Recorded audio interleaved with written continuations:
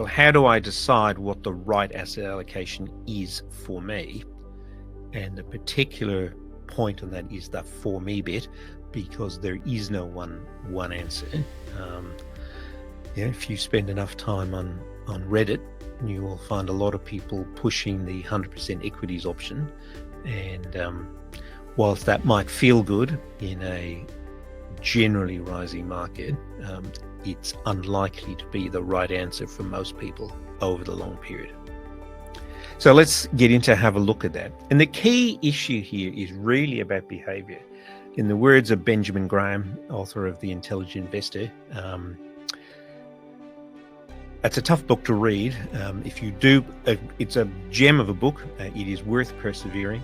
If you do want to read it, there is an annotated version, which is worth seeking out if you can find it. But Benjamin Graham said that the investor's chief problem, and possibly his worst enemy, is likely to be himself. So our behavior is the key to earning the returns that the assets we invest in are capable of delivering. So that behavior is really driven by our risk profile. And risk profile is in part a function of your personality and your makeup. It's in part driven by your level of experience. It's in part driven by your ability to recover from a loss. And it is very much psychology driven.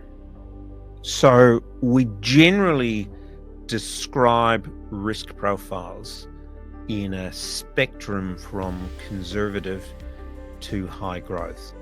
These names are not particularly consistent. So if you see them applied to a fund or an investment, you need to scratch the surface a little bit more and work out what is the asset allocation it's describing. Historically, a balanced portfolio would have meant 50-50 or 60-40. That is 50% defensive, 50% growth, or 60% growth, 40% defensive. It's become corrupted, particularly in the superannuation space. There are certainly so-called balanced funds on the market that would be more like an 80-20. But realistically, conservative is more than 50%, 50% or more defensive assets.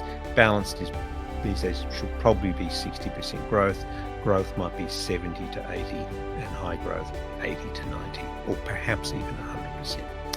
And the higher up the risk spectrum you go, the greater the proportion of growth assets are in your portfolio, and the greater the variability of the returns that you're going to see.